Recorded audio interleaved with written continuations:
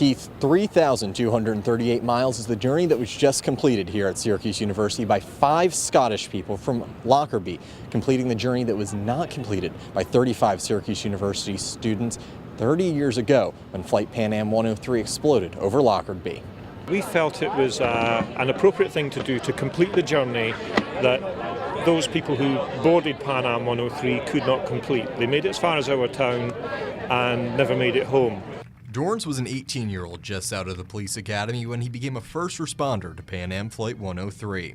Over the past 30 years, he went from being the youngest police officer in Scotland to the chief in Lockerbie, but the memory of what he saw in that field never left his mind. Many of my colleagues in the last 30 years still have a difficulty with what they saw and what they had to deal with, particularly because it was around Christmas time too, and there was such a juxtaposition of this act of brutality at a time we should be sharing in the love and joy that we should be experiencing at Christmas time.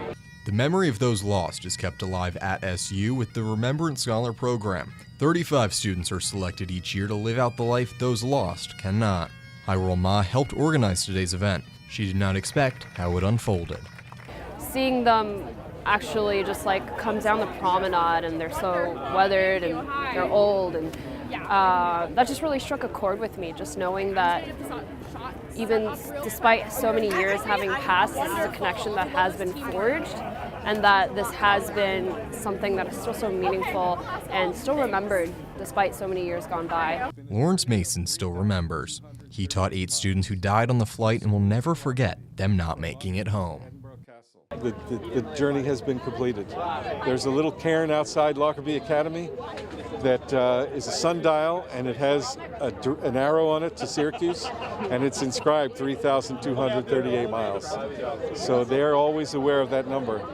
And I think the idea of completing the journey for those students, amazing. A rose-laying ceremony will be held here tomorrow at the Remembrance Wall starting at noon for people to show their respects to the 35 Syracuse University students who died on Pan Am Flight 103, as well as the 259 in total who died in Scotland. Reporting live at Syracuse University, Brendan Tierney, NCC News.